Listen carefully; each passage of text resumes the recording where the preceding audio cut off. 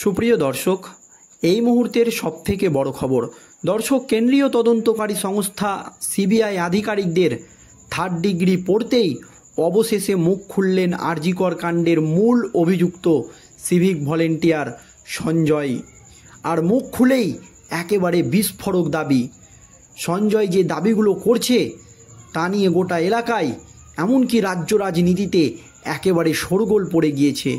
কি জানিয়েছেন কেন্দ্রীয় তদন্তকারী সংস্থার আধিকারিকদের এই ধৃত সঞ্জয় সিভিক ভলেন্টিয়ার, জানাবো আজকের এই প্রতিবেদনে। খুবই গুরুত্বপূর্ণ প্রতিবেদন, আপনাদের সকলকে শেষ পর্যন্ত দেখার অনুরোধ রইল। দর্শক, আপনারা সকলেই জানেন আরজিকর কাণ্ডে মহিলা চিকিৎসকের মৃত্যুর ঘটনায় রাজ্য রাজনীতি একেবারে তোলপাড়। এই আবহে প্রথমেই তদন্তভার হাতে নিয়েছিল কলকাতা পুলিশ। তারপরেই মুখ খুলতে চায়নি এই ধৃত সঞ্জয় রায়। যদিও মুখ খুলেছিলেন, তিনি পরিষ্কার জানিয়েছিলেন যে আমি ওই নির্যাতিতা চেঁচাচ্ছিল বলে তাকে খুন করেছি, আমাকে ফাঁসি দিয়ে দিন। তবে এবার কেন্দ্রীয় তদন্তকারী সংস্থার সিবিআই আধিকারিকদের কাছে যা দাবি করলেন তা একেবারে উল্টো, এবং তার যে এই দাবি তা কিন্তু বিশেষজ্ঞ থেকে শুরু করে চিকিৎসাবিদ সকলের কথাই কিন্তু মিলে যাচ্ছে। কি দাবি দেখুন দর্শক।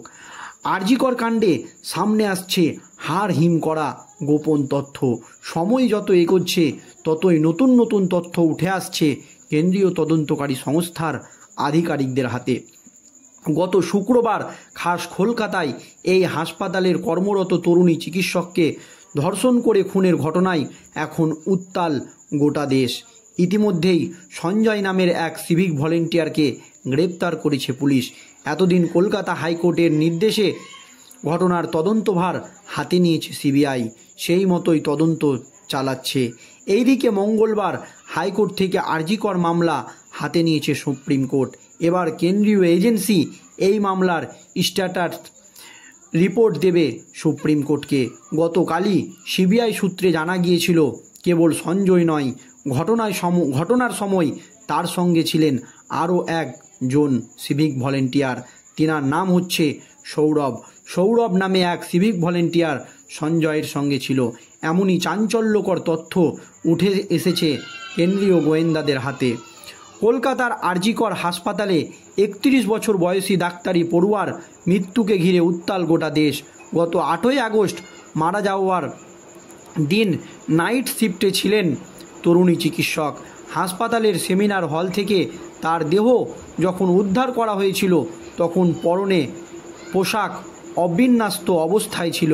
সিবিআই সূত্রের খবর, 8ই আগস্ট রাত থেকে 9ই আগস্ট ভোর সময়ের মধ্যে মোট 3 বার আরজিকর হাসপাতালে এসেছিলেন ধৃত সঞ্জয় রায়।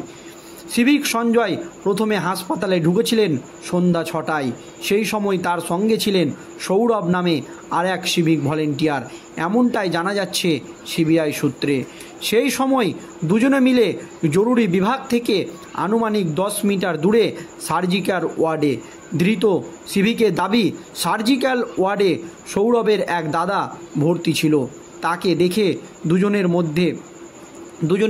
15 মিনিট পর সেখান থেকে বেরিয়ে যান। এরপরই দ্বিতীয়বার আরজিকরে রাত 11টায় ঢোকে সঞ্জয়, এমনটাই তিনি জানিয়েছে কেন্দ্রীয় তদন্তকারী সংস্থার আধিকারিকদের। আর তৃতীয়বার চেস্ট মেডিসিন বিভাগে ঢোকে ভোর 4:03 হাসপাতালের সিসিটিভি মারফত এই তথ্য উঠে এসেছে। পুলিশ সূত্রে জানা গিয়েছে আরজিকর আউটপোস্টে কর্মরত সিভিক ভলেন্টিয়ারদের মধ্যে ধৃত সঞ্জয়ের নাম ছিল না। তবে হাসপাতালের নার্সিং স্টাফ নিরাপত্তার দায়িত্বে থাকা বেশ কয়েকজনের সঙ্গে ভালো পরিচিত থাকায় হাসপাতালের যে কোনো জায়গায় ছিল তার অবাধ বিচরণ।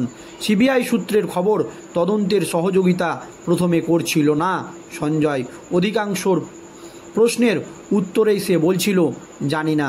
সেই কারণেই চিকিৎসক হত্যাকাণ্ডে ধৃত সঞ্জয়ের পলিগ্রাফ টেস্ট করানোর কথা ভাবছে সিবিআই। ইতিমধ্যেই এই বিষয়ে শিয়ালদাহ কোর্টে আবেদন জানিয়েছে কেন্দ্রীয় তদন্তকারী সংস্থার আধিকারিকরা। আর এরপরই কেন্দ্রীয় তদন্তকারী সংস্থার সিবিআই আধিকারিকরা এই ধৃত সিভিক ভলেন্টিয়ারকে থার্ড ডিগ্রি দিতেই মুখ খুলেই একেবারে বিস্ফোরক দাবি। যা দাবি করছেন তা একেবারে হাড় হিম করার মতো। একের পর এক প্রশ্ন এবং স্বীকারোক্তি। ধৃত সিভিক ভলেন্টিয়ার সঞ্জয় রায়কে লাগাতার জেরায় উঠে এলো চাঞ্চল্যকর কিছু তথ্য। এমনটাই সূত্রের খবর। আরজিকর কাণ্ডে তদন্ত চালাচ্ছে সিবিআই। সবার মনে এখন একটাই প্রশ্ন, কি উঠে আসছে তদন্তে? এইদিকে পলিগ্রাফ টেস্ট হবে কিনা তা নিয়ে দেখা দিয়েছিল জটিলতা। এইদিকে শিয়ালদাহ আদালতে তোলার কথা থাকলেও নিরাপত্তার কারণে তা করা যায়নি বলে আদালতকে জানিয়েছিল কেন্দ্রীয় তদন্তকারী সংস্থা। বৃহস্পতিবার হেফাজতে থাকার মেয়াদ শেষ হলে ওই দিন তাকে আদালতে তোলা হবে। সেই দিন ঠিক হতে পারে সঞ্জয়ের পলিগ্রাফ টেস্ট হবে কিনা। এই দিন সিবিআই সূত্রের দাবি, সিবিআইয়ের কাছে ধৃত দাবি করেছেন সে খুন ও ধর্ষণ করেনি। পরিষ্কার জানিয়ে দিয়েছেন এই অভিযুক্ত যে সে খুন ও ধর্ষণ করেনি। এই ডাক্তারকে সে ঘটনাস্থলে যাওয়ার আগেই সব ঘটে গিয়েছিল। দেখুন দর্শক, মারাত্মক দাবি যে সে ঘটনাস্থলে যাওয়ার আগেই এই সমস্ত ধরনের ঘটনা ঘটে গিয়েছিল। মানে মহিলা চিকিৎসককে তাহলে কি অন্য কেউ খুন করেছে? এর নেপথ্যে কি আরও বড় কোনো মাথার হাত রয়েছে?